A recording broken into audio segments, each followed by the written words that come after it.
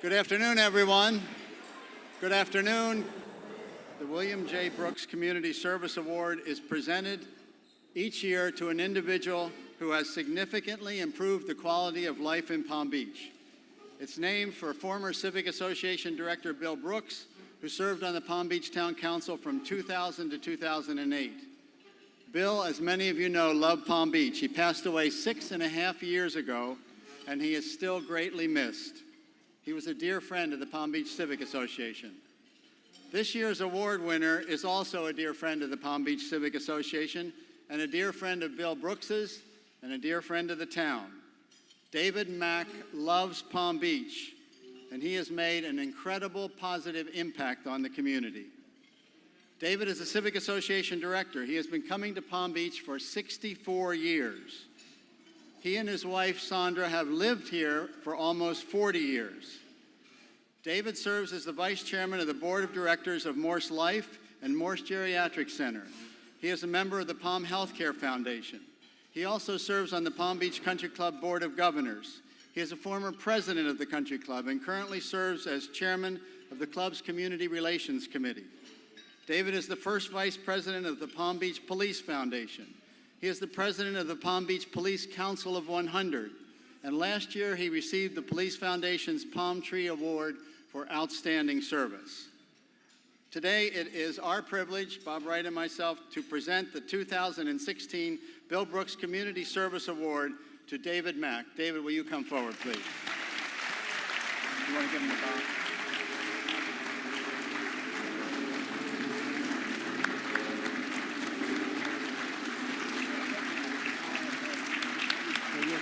And Bob, David, thank you. You go back so long. Thank you, thank you, thank It's you. only big things. I appreciate it. This little token of our appreciation is say anything you want. Wow. I'm afraid to open it here, though.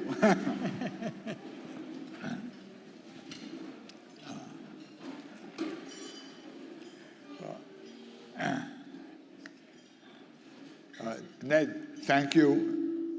What a humble introduction. Bob, thank you too for all of your time and efforts. And what a wonderful job you do for the Civic Association.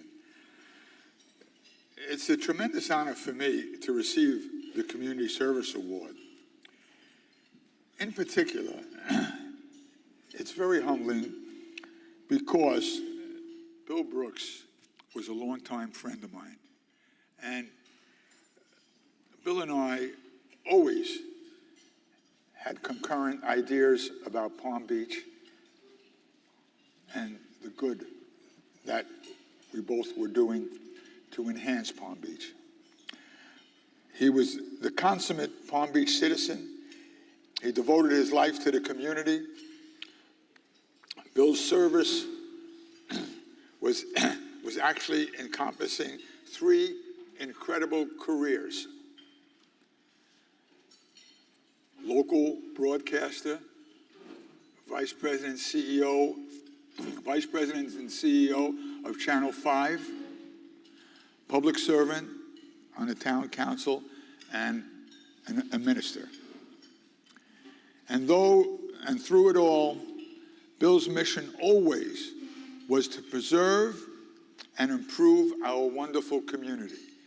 And if Bill Brooks were here today, he'd say, bury those lines.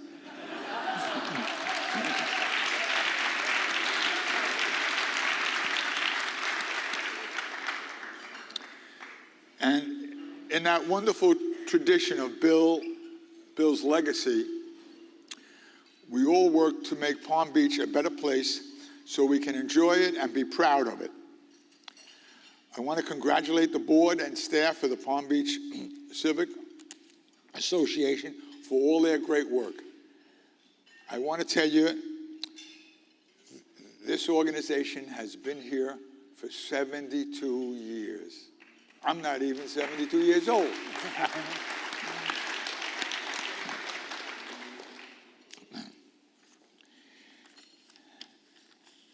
efforts are outstanding, serving the community. I want to acknowledge my friend, which I did, Bob, the chairman, Bob Wright, again, for his leadership.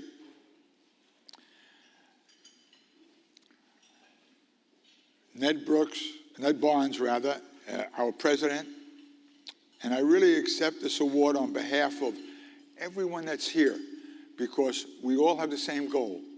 Let's make Palm Beach great.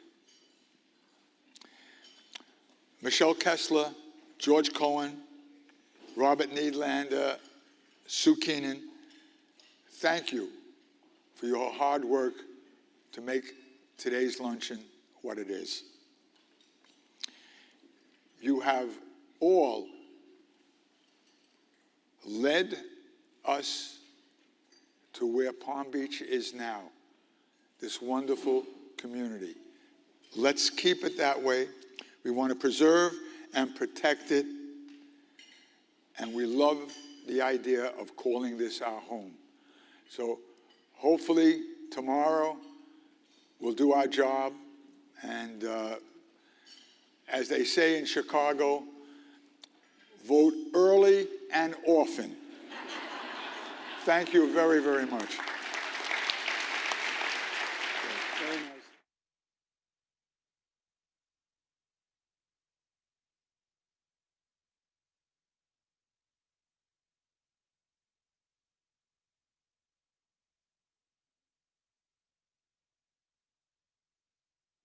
Stand here while I introduce you? Is it long? Yeah, so a little bit. Okay, well, we'll take it. I just asked Bob if he wanted to stand up here while I introduced him. He said, "Is it long?" And I said, "Well, yeah, a little bit long." So it's really an honor and a privilege for me to get to introduce the boss, the chairman and CEO of the Palm Beach Civic Association, Bob Wright. Most of you know our keynote speaker today. He's been chairman and CEO of the Civic Association since 2010. And as you know, he's done an incredible job with the organization. Bob is also our neighbor and our friend. He and his wife, Suzanne, have lived in Palm Beach since 1998. Bob has had a diversified career in general management, marketing, and broadcasting. He served as vice chairman of General Electric and president, CEO, and chairman of NBC and NBC Universal from 1986 to 2007. Prior to that, he served as president of General Electric Financial Services, and before that, as president of Cox Cable Communications. Bob is the senior advisor of the THL Capital and serves on the board of directors of Polo Ralph Lauren Corporation, AMC Networks, and is a trustee of the New York Presbyterian Hospital. Bob and Suzanne have been widely recognized for their outstanding achievements. They received the first ever Double Helix Award for Corporate Leadership from Cold Spring Harbor Laboratory. In May 2010, they received Honorary Doctorate of Humane Letters degrees from St. John University in Queens, and together they delivered the commencement address as the first married couple ever to do so. In 2008, Bob and Suzanne were selected as 2 of Time magazine's 100 most influential people in the world. Bob is a graduate of the College of Holy Cross and the University of Virginia School of Law. The Wrights have 3 children and 6 grandchildren. As you can see, Bob Wright has had a very busy life so far, and a very, very successful one too. We're very anxious to hear his story today, so please join me in welcoming our esteemed guest and friend, Bob Wright. Thank you.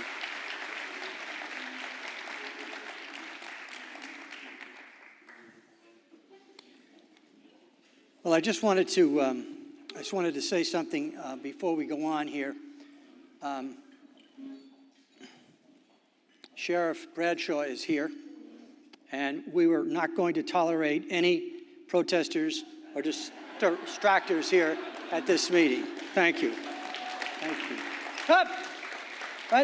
Right over there. Deputy Brown, would you take a look at that man? That's, I know that's name is Robert O'Leary. He's a Bernie Sanders supporter, long-time Democratic operative. There's no place for him here, and his whole table. If they get obnoxious, throw them out. Just throw them out. All right.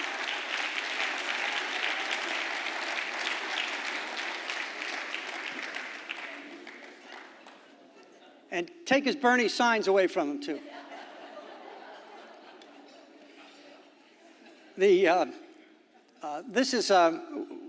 This book is written about myself and my wife and being together for 50 years, 48 years married. My family is not directly mentioned in the book because that was the idea, but it's all for them. And they participated in our life a lot more than maybe many of your own children because of the type of work that I did, especially with NBC over 22 years. They saw the shows, they knew the people, they went to the parties, they met people in the business and so forth and whatnot. So it's a lot of that is for them. Originally it was going to be 100 pages, but there was a sort of a growth that took place in here that was uncontrollable, sort of like the Vietnam War. We ended up with 400 pages, and that was cut down from maybe 1,000. So it took 3.5 years, and it's memories of all the things that I were involved in, spoken in many cases from the words of people that I work with, because it took a lot of people were involved in this. I just want to say that we started out on our honeymoon in coming back to University of Virginia for my third year in law school. We started out, the next day I started the bar exam process, which you could do at that time. And so Suzanne missed me for right off the bat about 4 or 5 days studying for the bar exam. We got to 1960, we got only in the same year. I got drafted because the deferments ended. And so I joined the Army Reserves, got sent to Fort Polk, Louisiana, which is a lovely spot. The home of the combat infantryman for Vietnam. They had the ability to duplicate all of the weather conditions in Vietnam and the land conditions. I came back and we went in the hospital as we had our first child. Right after that. Oh, by the way, just before I went there, I took the New York bar exam because we were residents of New York. So that was the second one she had to put up with. We ended up for a period of time in Pittsfield, Massachusetts with General Electric, and I was doing legal work, but it was in connection with my Civil Affairs Association, which is a branch of the military that I got in, which was supposed to be for people who were all professional people, lawyers, engineers, people of that nature, that could actually mind a town when a town was pacified enough to allow the infrastructure to be brought back in a wartime area. Fortunately for me, I never got called to Vietnam because they never found such a town. During the whole time of 5 years, from 1968 to 1973, they never found a town that was safe enough to actually perform. And that was sort of another tale of that sort of thing. But we came down in 1970. I went and clerked for a federal judge in New Jersey. It was a marvelous time. I had mafia trials. I had all kinds of great things. Sam the Plumber, if some of you might remember, it was the first book that the FBI ever allowed to be published. It was a paperback with all the wiretaps because it was the first RICO trial, a racket trial that they ever had. And I took another bar exam, the last one, in New Jersey. Suzanne had to put up with that. She had to move 4 times during that year and a half. We didn't have any money. So what we did was we rented and did what we never did. I did get the opportunity to join a very good law firm, and the manager of that firm is Ralph Del Deo. I don't know if Ralph is here today. He comes to most of our meetings. Ralph, there he is.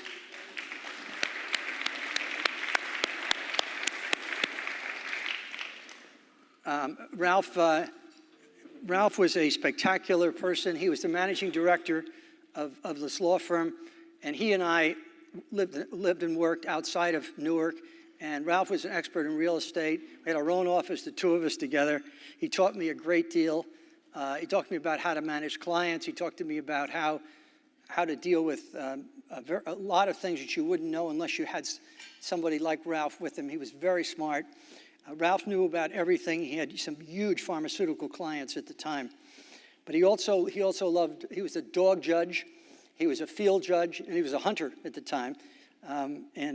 He has RP now, And so he doesn't have his use of his sight anymore. He's been down here for a number of years, and he's a great guy, and his family's terrific. And his son-in-law is my doctor down here, Earl Campazzi.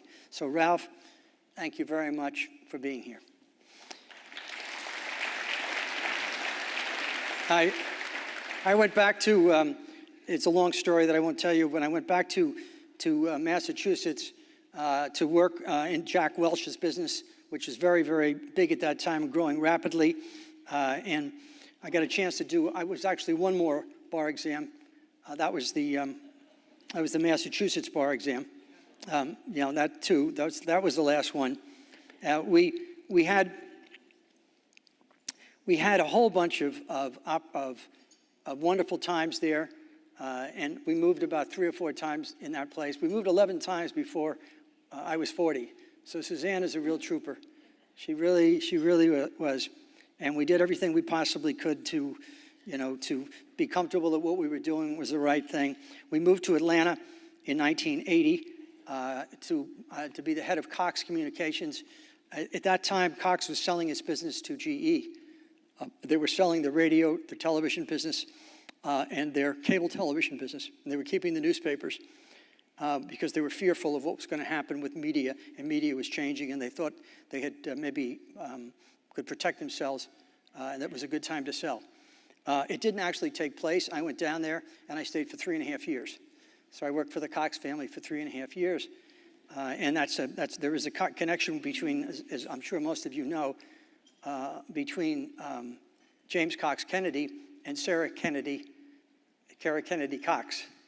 And Sarah is one of the heirs to the Breakers Hotel and the Flagler history, and Jim Cox is the principal heir to the Cox fortune. So they were a very unusually strong couple, and a wonderful couple for a long time.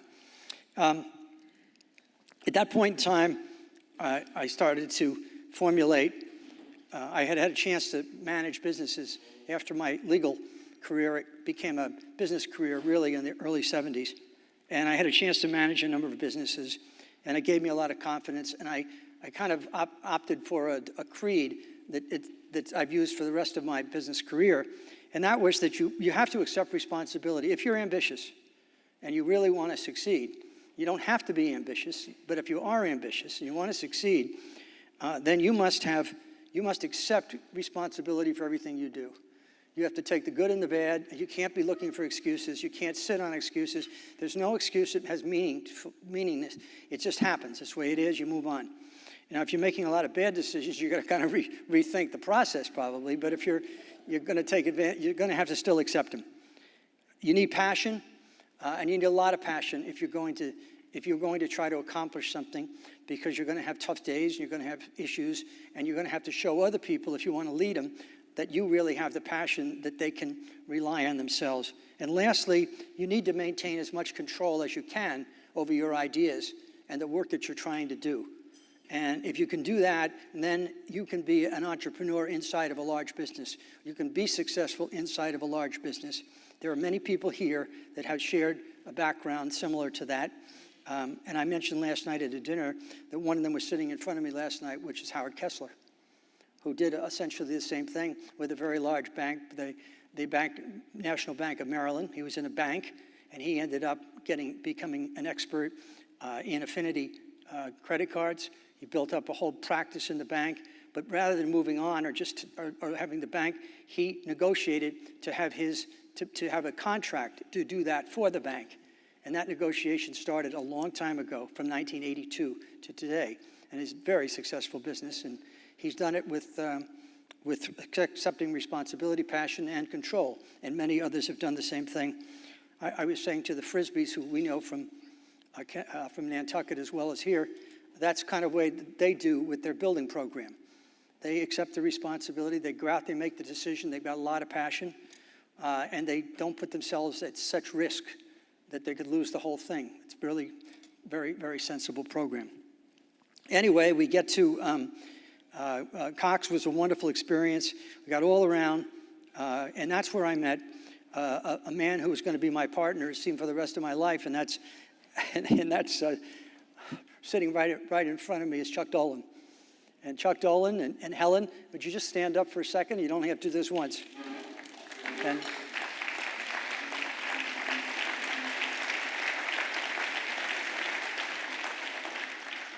Chuck just turned 89, and his lovely wife is 88. A younger lady, married a younger lady. We were very active at Cox. I had a lot of authority. We got franchises in New Orleans, Tucson, Brooklyn, Omaha, Portland, Vancouver, Staten Island. In every case, we had partners in these ventures.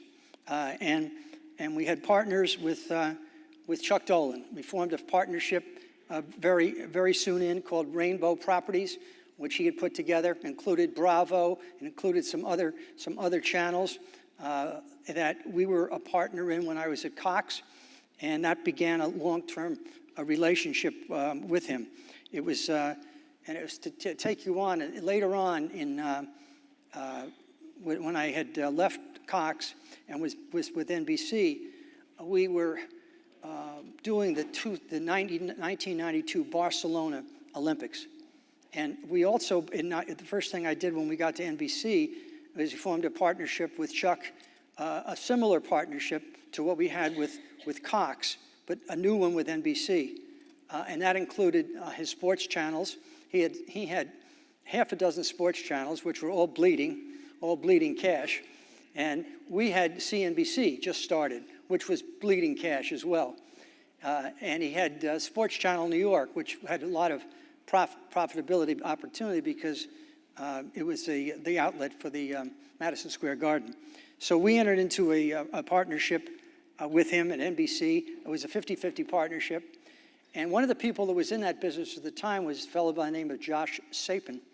Josh Sapin is currently and has been the CEO of AMC Networks, which is a business that I sit on the board of to this day. So that relationship and that's controlled by the Dolan family. That relationship goes back all the way back to the 1980, the beginning of that. Well, in 1992, Chuck called me up, or 91, and he said, "Listen, you have the Olympics, and we would really think, why don't we do a triple cast?" Or no, we didn't call it that, and we call it later. Why don't we do a cable cast during the Olympics?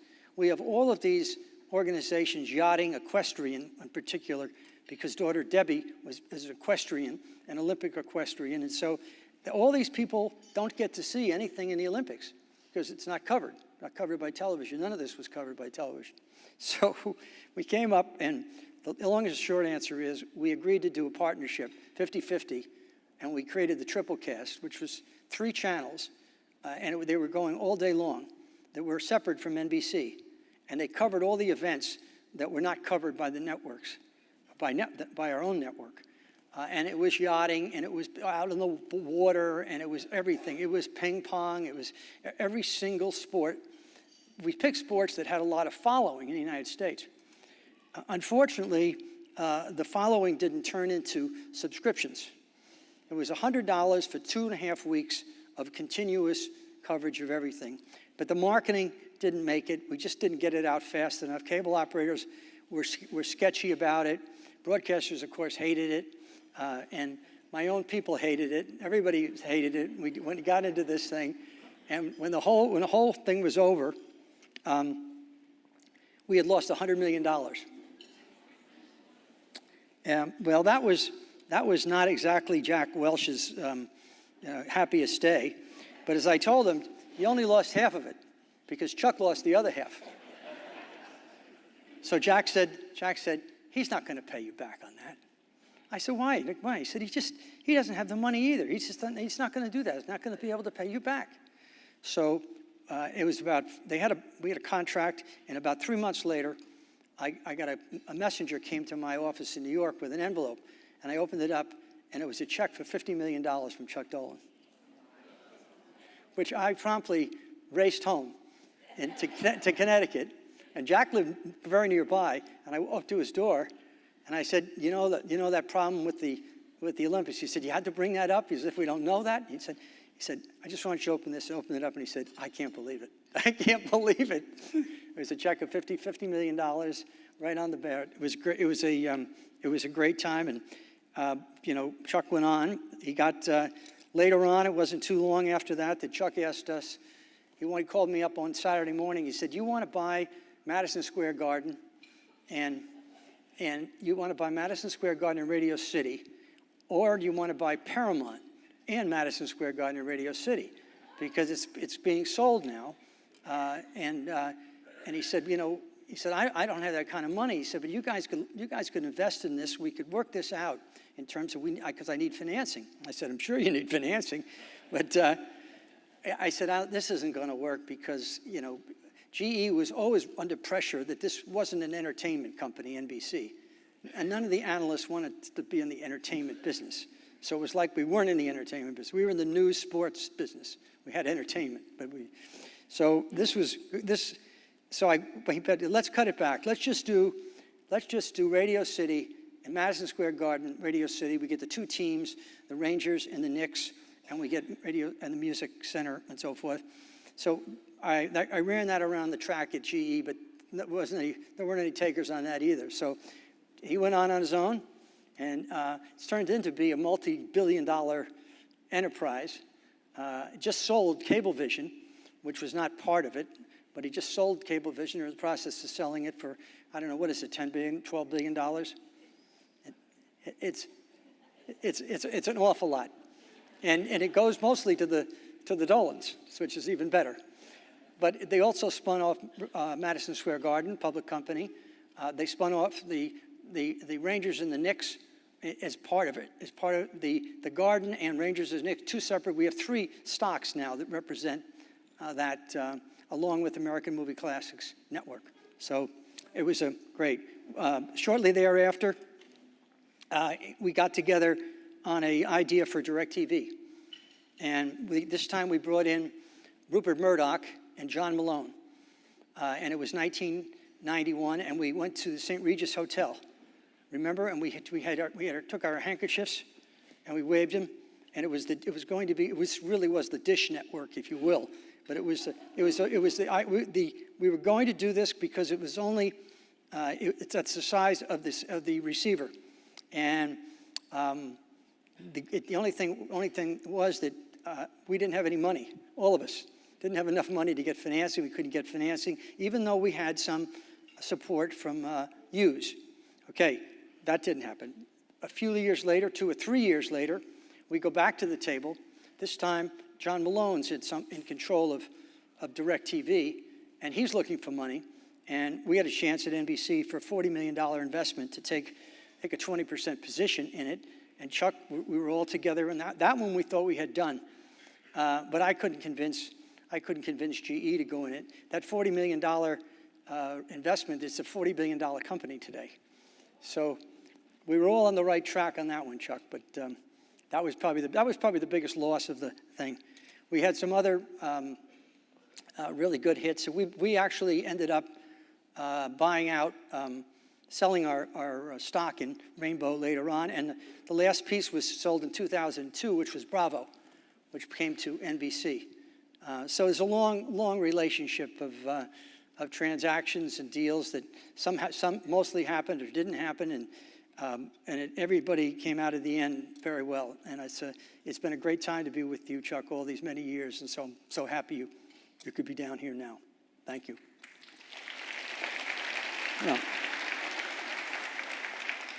We had, we also, when we went into television, you have to understand that when I went into television in 1980, and then I got to NBC, 1980, I saw all the possibilities of cable television. We were very active. When I got to NBC, broadcast networks couldn't own any entertainment shows. Couldn't own them. Couldn't produce them and own them. And they rented them. They only had 2 airings, once in the winter and once in the summer. That's it. And they couldn't syndicate them, anybody. And most of the guys were kind of okay with that. I said, this is the worst business plan I've ever seen. Why do we have to? They had rules that had been very put in and had a lot of lobbyists supporting him, mostly Hollywood. And I spent about 2.5 years of my life, it seems, in the early 90s, is getting those rules changed. They were called the financial regulation models for broadcasting. And we got it changed so you could now own, produce, and syndicate your own programs. And today that makes the whole difference in the world. And NBC is one of the biggest ones today of doing that, along with others. That was just a change of what way we looked at. We looked at television as in such a narrow fashion. And today now you look at it in streaming and everything's available all the time or anywhere you want. Probably not everything, but most things. So it's a whole new world of issues. During that period of time, Suzanne and I got to know Johnny Carson very well. And we went and did a number of trips with Johnny before and after he left the air.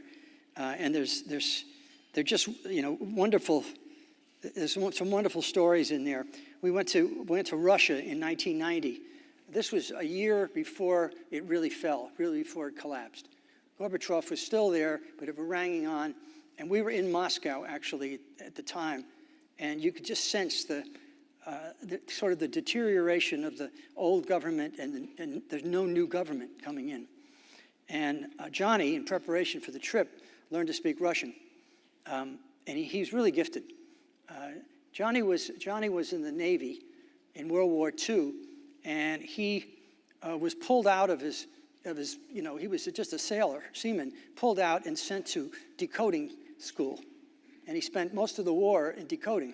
And they always say, Sumner Redstone always brags that that's what happened to him. I could say, Johnny, you sit next to Sumner Redstone, maybe. You were sitting next to each other all during the time, and you had no idea. So he was very good. He learned to speak Russian. And he didn't learn to just understand it. He learned to speak it.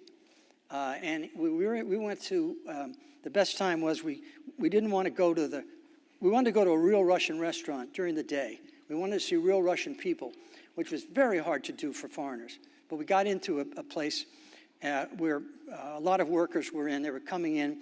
They were outdoor guys, and we were sitting at big tables sort of like this size.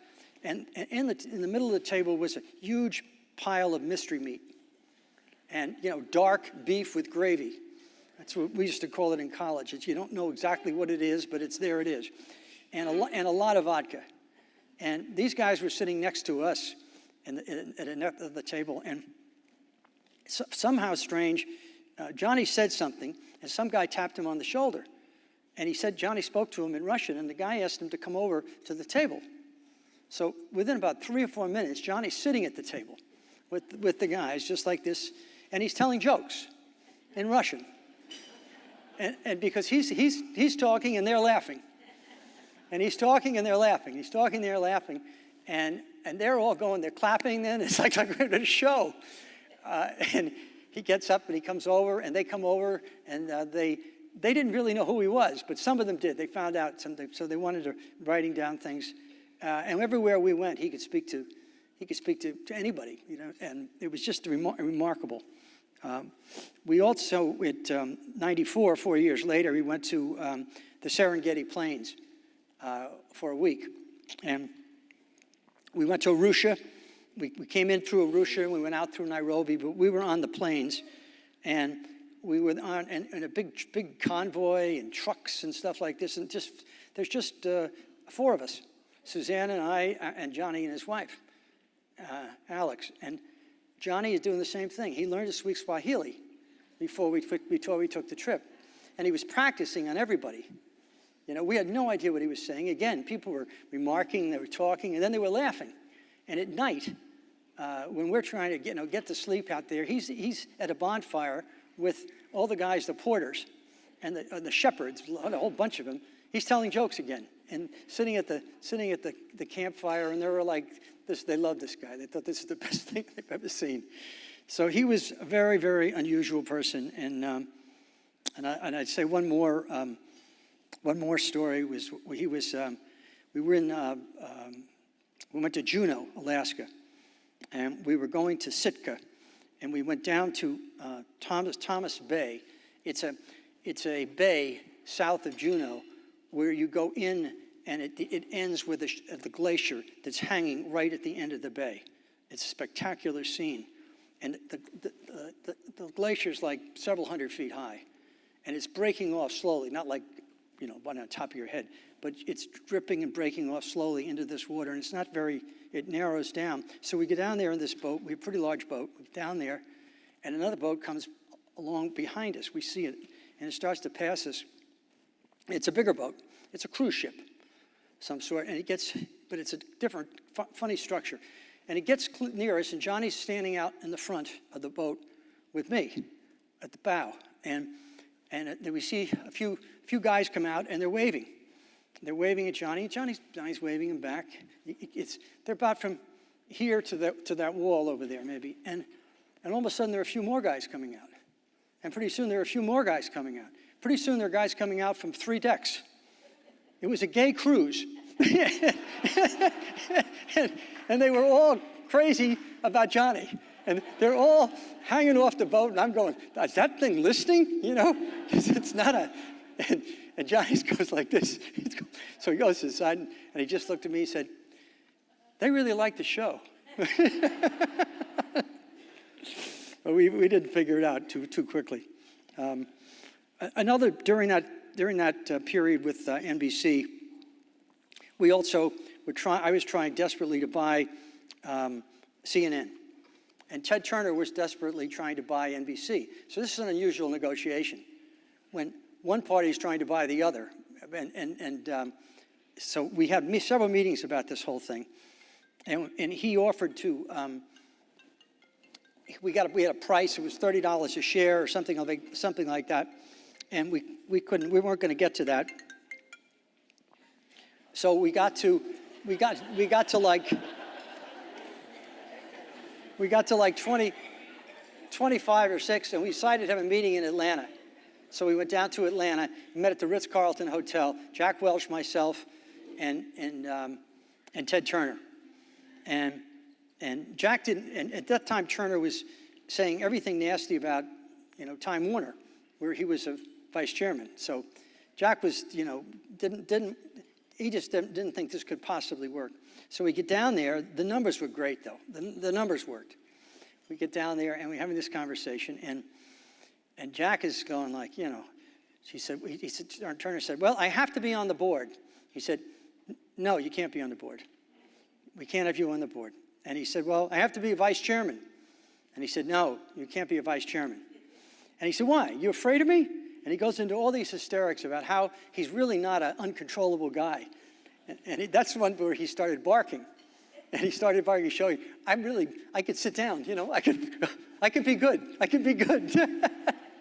And this went on for a while, and then it didn't go on.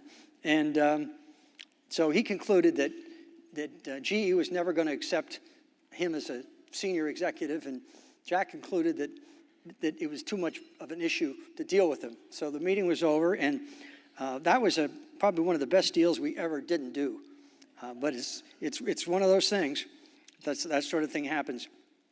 The last one here is with Jerry Seinfeld. Jerry Seinfeld was an extremely talented guy, and he was writing the show in 1995 and 96. He was writing the show and himself, and the strain was getting to be pretty bad, but he was getting very well paid. He was making millions of dollars. Now, we didn't own the show, and Sony and Time Warner and Warner Brothers owned the show, so the syndication rights were with somebody else. We were paying for the show and airing it, getting the 2 airings that I was talking about. But it was so popular, it was the #1 show on television for quite a while. So we came up with a negotiation. I represented us, and he had his own negotiators. But I also worked with Jerry, and it came down to a meeting on Sunday morning in New York at my apartment. And it was just Jack and I representing NBC and GE, and 2 managers representing Jerry. And so the final deal was one, we were going to do 23 episodes for the next season for $67 million. Now this is like 1996 or something, 97.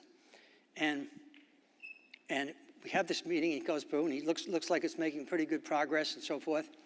And Jerry says, well, I don't want to make the decision right here. I'll call you back. So the meeting's over, and Jack said, why is he hesitating? He's got $67 million and only has to do 23 shows. I said, he's very nervous about this. He said, well, you're going to be very nervous for that. It's such a great deal. So he calls me back the next morning. He said, I don't want to do it. And so I called up Jack, and he says, what? What do you mean he doesn't want to do it? He said he doesn't want to do it. He said it's $67 million for 1 year. He said, nope, he doesn't want to do it. And it was probably the right decision because his mind was not there, and the writing was tough. And he was worried he couldn't keep up with himself, that it wouldn't be as good and wouldn't be as good. Well, it turned out he was really right because the syndication value became the largest syndication value of any television show ever. They're still selling it. And he gets a pretty good piece out of that, and so he's made a ton of money. But I think that was one of those times where you couldn't believe that this wouldn't work out. There's one thing I want to talk a little bit about Autism Speaks because it's very important for me to say that. We founded Autism Speaks in 2005, but it really was 2004 we put the organization together. We've raised $570 million. We have 100 walks around the country, which have raised about $250 million during that period of time. It cost American families about $250 billion a year to deal with autism, almost all of which they pay for themselves. That's how we got into this. There was no insurance. There was no no reimbursement whatsoever. And one of the parents would generally have to quit work. So you've got a lot of lost income. So that became a real priority for us. And we've tried to do everything possible. We've got awareness programs. Suzanne was responsible for all that awareness. And we did things, especially getting a World Autism Awareness Day, working with the WHO, Light Up the Blue. It's a worldwide piece, and BBD&O Advertising Council partnership, $400 million of media value. So it's been a long thing, and I mention this because Suzanne is so much of a part of this and has been so much of a part of all of that to this very day. I would say this, and where she's also been a part of, we had the privilege of meeting and being with 7 presidents in the time that I was working, none of which were fundraisers. The first one was in 1976. We were living in Pittsfield, and I got a call from Mayor Evan Dobell of Pittsfield, and he wanted me to come meet Governor Jimmy Carter for breakfast because he was running for president. I said, Jimmy, who is running for president? Really? I made him, and that was a very strange meeting. Jimmy is just like he is on television. He's quiet almost and very reserved. And I said, this doesn't, he's Admiral Rickover's appointee, though. I mean, he had a tremendous history. But that was a different guy. In 1988, Jack Welch and myself and Suzanne were invited to John McLaughlin's home in Washington with his wife, Ann McLaughlin, now Ann Carlogas, who's a very good friend of ours. And we went to it was a dinner, and we got there, and it's a smallish house, a very nice house, but smallish. And all of a sudden we get in, and it's overtaken by Secret Service. The guest was Ronald Reagan. Reagan was coming to have dinner with John McLaughlin and us. And he sat there at the table, and he was absolutely charming. And he was very sharp. He was very inquisitive. Gave us some stories, talked about things, had a regular dinner, and left. And it was just one of those things that came out of the blue. There was no political motivation. It was something he wanted to see Jack. He wanted to see him, touch him, feel him. It's not with a crowd. And it was a wonderful occasion. Between 1986 and all the way up to 2000, we had Christmas in Washington every year, which was in the first week in December. And it was a televised event. And it was with the family, the first family, and our first family, and all kinds of political people would come to this. And so we got to meet and be with the first families, with the Bushes and with the Clintons and Reagans, all during that period of time. In 1989, I met George Bush many times, and I have to tell you, this man was really something special. He formed a committee called the Points of Light, and I was one of the people on it. There were only 20 of us. Took us out to Camp David, took us to Madison, Washington. He wanted us to go to our communities and do something important. He wanted to show volunteerism at the highest level. And Points of Light went on for some time, and he had a lot of really good people doing this. He was just a very, very special individual. And a lot of times with Clinton, there was a lot of policy. There was a lot of drug issues during that period of time.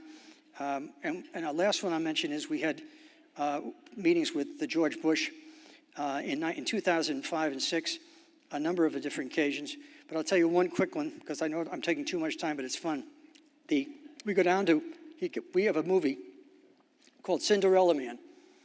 And it stars Russell Crowe, who was a huge star in that time. Russell Crowe had done The Gladiator. He'd done The Insider, the tobacco one. He'd done the movie. He'd done. Ron Howard was the actual producer of this movie, Cinderella Man. So we're flying down, and he's supposed to come down with us. So just before we get on the plane to fly down to Washington for this late afternoon showing with George Bush and his family and us, we get a call that he's been arrested in New York in a hotel for throwing a phone at an employee, and they thought it was assault on this employee. And of course, the papers were starting to make a big deal about it. So we can't take him. And they called up and they said, no, you can't bring him. You can't bring him. So here we have this whole thing built around him to go down there. We got the movie, we got all the stuff, and he's back sitting in a police station in Manhattan explaining that he really wasn't trying to hurt anybody with the phone. It was just accidental when he threw it 20 feet, that somebody happened to be there. But it's one of those things you just kind of, you sort of ignore and move on, but it was a lot of fun.